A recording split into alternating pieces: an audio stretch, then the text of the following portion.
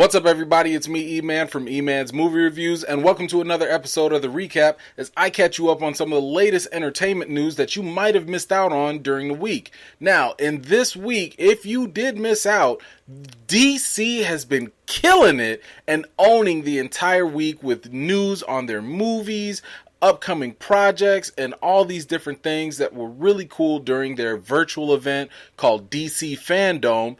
And I'm going to catch you up on all the highlights that you probably missed out on. And we've got more news on other things like The Boys and Stranger Things and just so much more. All of that coming up next.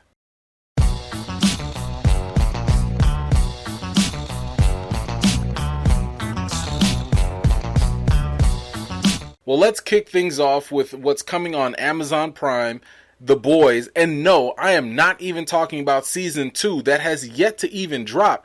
I'm talking about Season 3. That's right. Jensen Ackles has confirmed that he will be joining The Boys Season 3 on Amazon Prime. Look, just when I thought that The Boys could not get any better of a show, they just keep on adding goodness and surpassing expectations. I mean, Season 2 hasn't even come out yet. They already talked about Jeffrey D. Morgan is coming out, and now we got Jensen Ackles coming in too. Come on.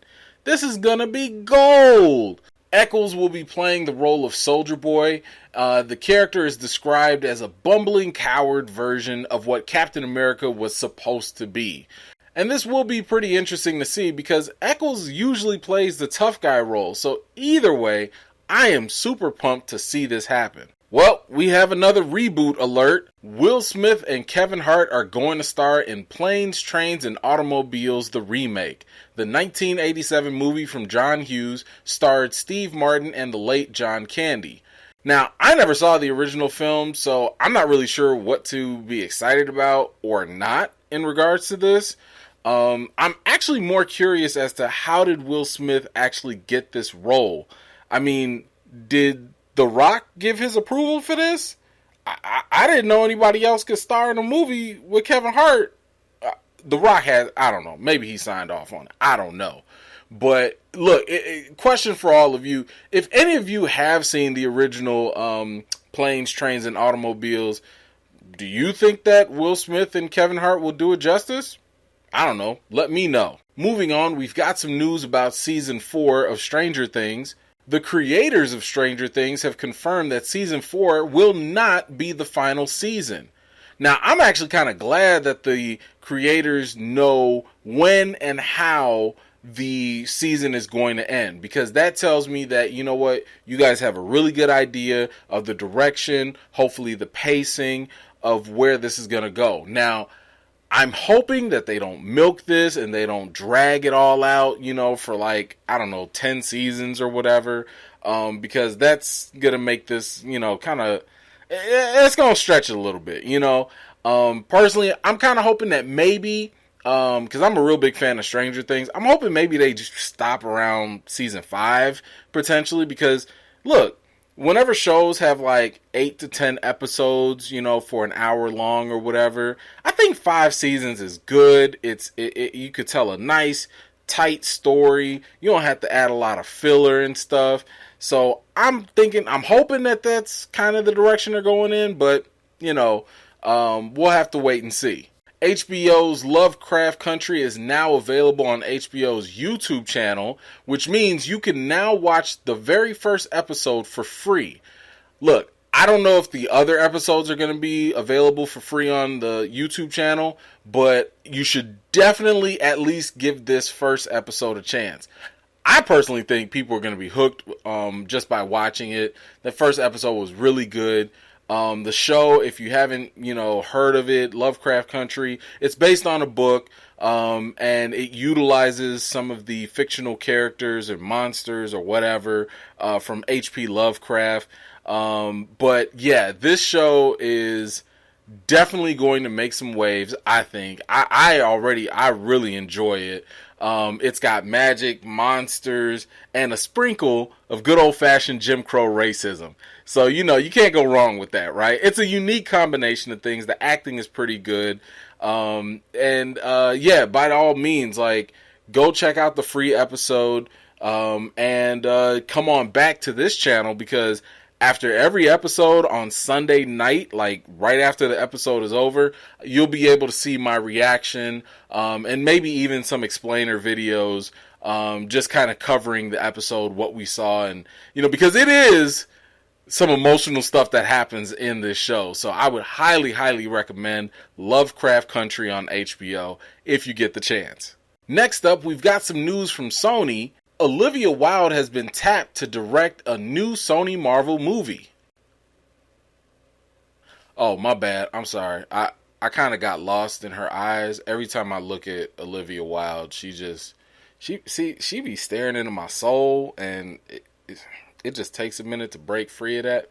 Sorry about that. Anyway, it's suspected that the movie that she's going to take on is going to be about Spider-Woman. Now, there have been a number of different variations of Spider-Woman, but I think the leading thought here is that she'll do the Jessica Drew character, perhaps from the comics.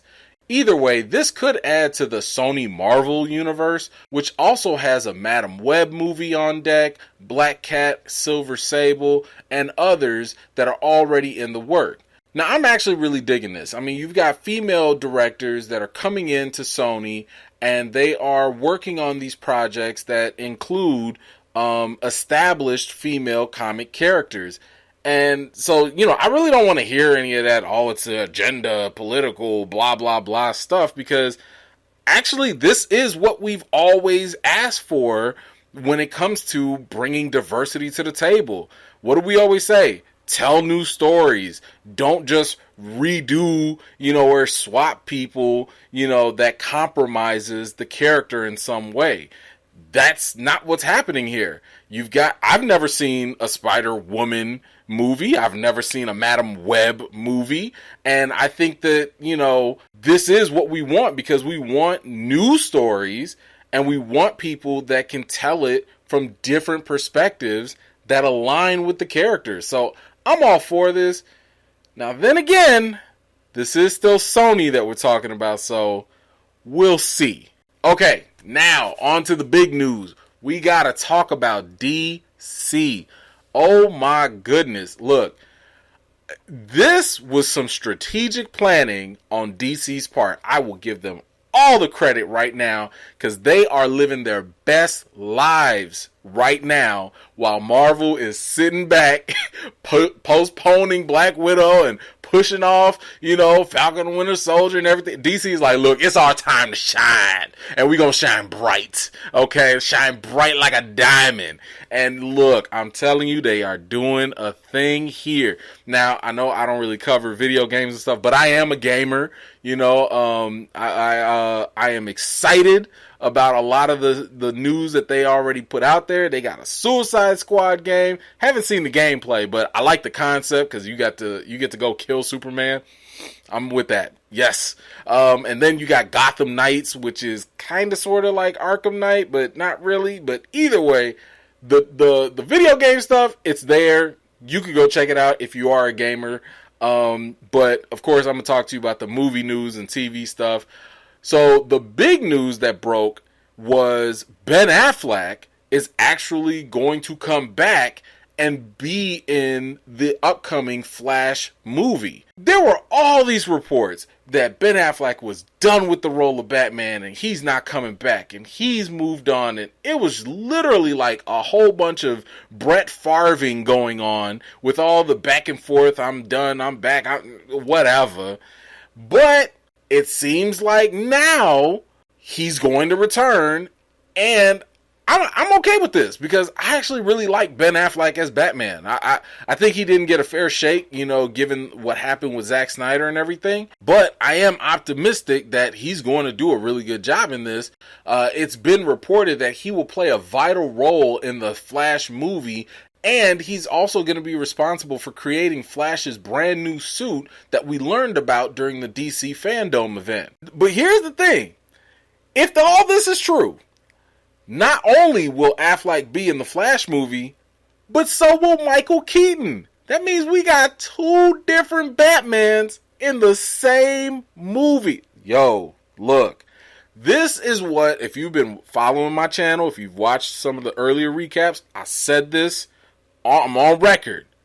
The best way for DC to fix their shaky cinematic record is to actually utilize the Flash movie to basically be Flashpoint. It should be that moment, just like in the comics, where DC can hit a big reset button, do a whole bunch of time traveling, deal with the multiverse or whatever, and pick and choose the things that are good and bad within their cinematic stuff and roll with that.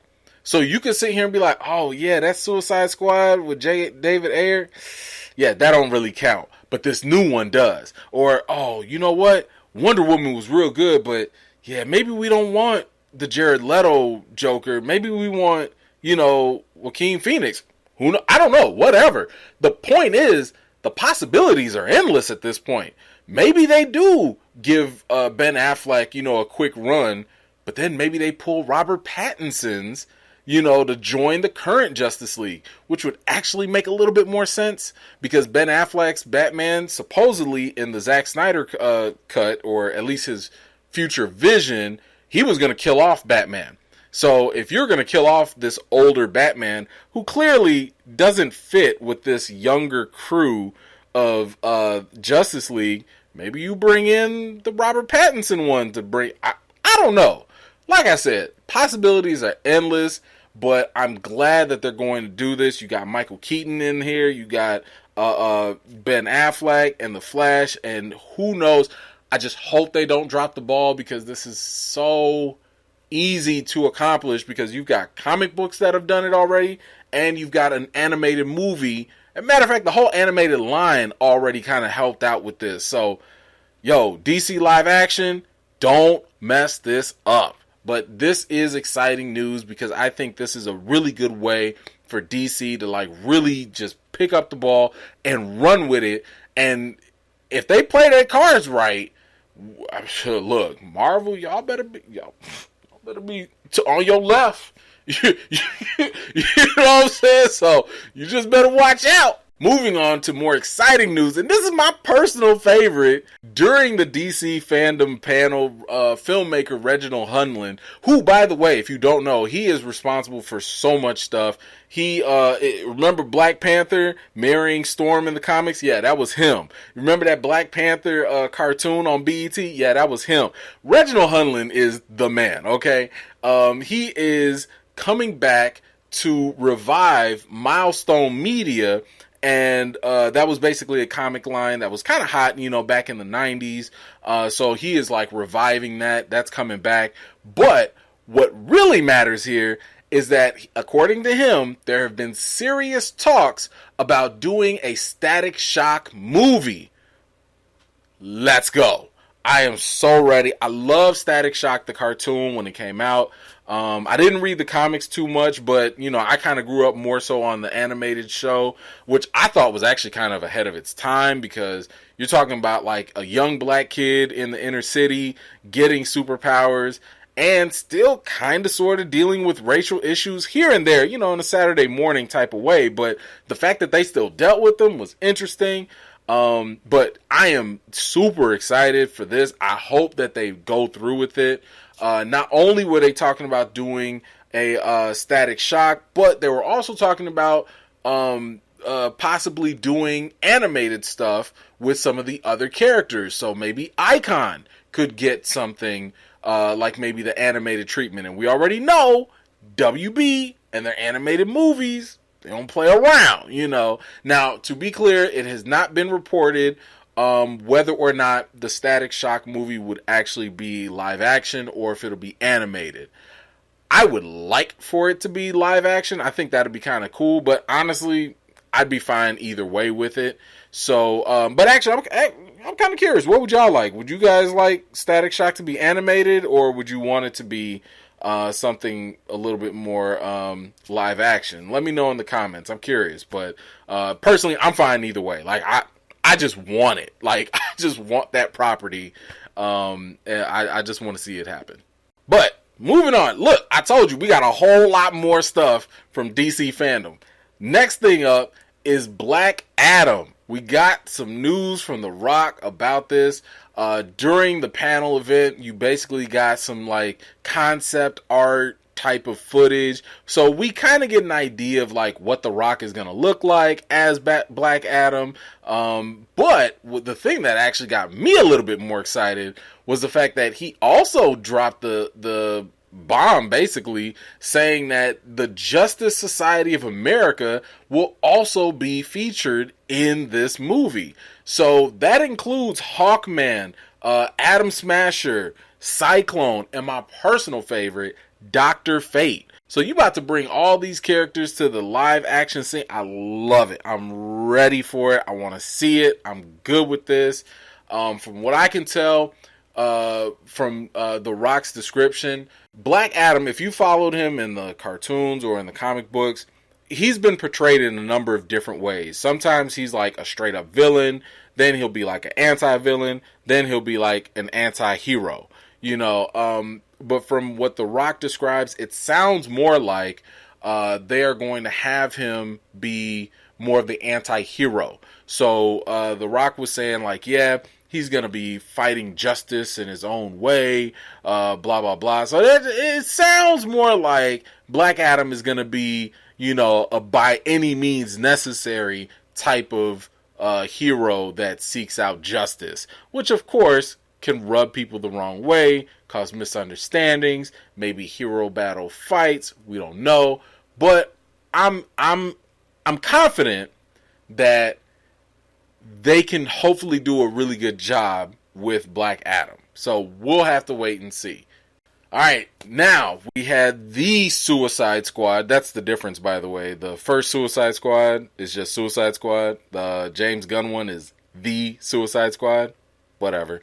We didn't really get very much with this panel. The only thing that we got was like confirmation of all the different characters that the cast are going to play. But honestly, that's information just for comic book fans. You know, like most casual moviegoers aren't going to care or know that, you know, John Cena is playing Peacemaker. So what? You know, like, unless you read the comics or you're familiar, it doesn't mean anything.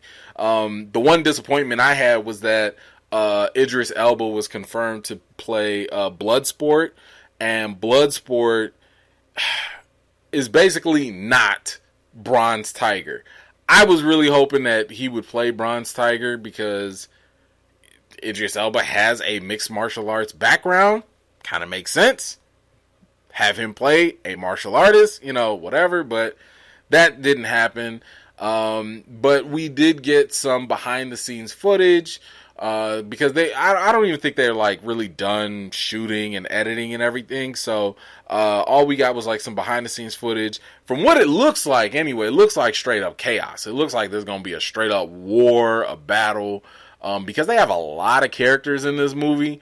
And my guess is a lot of them are going to die. You know, kind of like in the Deadpool movie. What was it? Deadpool 2 with X-Force. We gonna have all these people just show up and die. You know, that's just what I'm thinking, you know. But you know, nothing really big with the Suicide Squad, but you know, there's a little footage here and there if you're really desperate to see something. Now, what really did come through and deliver, we did get finally a Zack Snyder cut version of Justice League in terms of a full trailer. You can definitely go check out my channel. I do have a reaction video, if you haven't seen it already, where I give a little bit more thoughts here and there about my just my initial reaction to the trailer and just some other thoughts. But just to kind of expand on a couple of them, we finally get our, I want to say, a decent look at Darkseid. I'm a little iffy on how he looks, though, to be honest with you. Like, just kind of looking at his hands and everything, I'm like, I don't know why. For some reason, he reminds me of a Goomba or something. It's just kind of weird looking. Steppenwolf does look better. You know, he looks more in line of what he was supposed to look like in Batman v Superman. Only thing I did kind of notice was just the fact that, like, all these CGI characters are, like, super dark. So it hides a lot. So it's almost cheating, almost, you know, but whatever, like, I'll wait till the movie to see, how they feel, interact and stuff, hopefully it all turns out good. One thing that can definitely be said is the Snyder Cut trailer definitely gives you a whole different vibe to the theatrical cut of Justice League. Like, it literally looks like a whole different movie that might have taken up place in a different universe, like, so it's definitely got its own vibe. Cyborg is definitely got more elements into this, like he is the heart of the story. And we get, black suit Superman and all that. So, if this is going to be a 4-hour movie, whew, we just going to have to buckle up, and go with it. But it definitely looks interesting. And, I'll be looking forward to see what we get from it. Now, I will say the absolute best trailer that we got was the trailer for The Batman. And this is the one starring Robert Pattinson, directed by Matt Reeves. Now, I highly recommend you go check out my reaction video for that one if you haven't already. But that trailer was probably the best thing DC has put out in a long time. That, in my opinion, look, you got a ruthless and emo Batman, and he ain't playing around. He ain't playing no games. Matt Reeves, the director, has said that this movie was going to take place like in the second year of Batman doing his crime fighting, so that'll be interesting. Batman is not perfect, there's not a whole lot of prep time and, him just beating everybody. Like, according to Reeves, he will make mistakes and stuff. So, and it also looks like the Riddler is going to be the main villain. We saw glimpses of Catwoman and actually Colin Farrell as the Penguin, who, my goodness, the VFX department, the makeup department, whew, man, y'all did a great job, because I barely even recognized him in the trailer. And overall, this is supposed to be like a detective noir type of film, so it's supposed to be a mystery that we follow and so on and so forth. But another cool thing that Matt Reeves did reveal was that there's going to be, we already talked about that there's going to be a Gotham PD show, right? Like, and I've already told y'all, Gotham PD is like the worst and most useless police department in all comics, period, right? But what I thought was interesting was that rather than doing, what the show Gotham did on Fox, this Gotham series is going to take place 1 year before the actual Batman movie. So if Batman is in the second year of crime fighting in the movie, then that means the Gotham PD show is going to be when Batman's like a rookie, when he's first hitting the scene. So, we're probably going to see a lot of people bumping heads. Of course, there'll be police corruption and, mafia stuff probably. But I will say that this is actually a little bit more exciting to hear about. And it gives me a little bit more confidence that this version of Gotham PD will probably be a little better. I really hope that they include more Batman in it, but we'll have to wait and see. Anyway, I know that was a lot, but yeah, that was a jam-packed week. Just in a day, that was a lot of information. Hopefully you got it all in like a short amount of time here. Anyway, that's all I got for today. If you have any thoughts, comments, questions, whatever, leave them in the comments so we could talk about all this news that happened. I've got so many videos and reviews to do for you all. Please stay tuned. Until next time, I'll see you all later.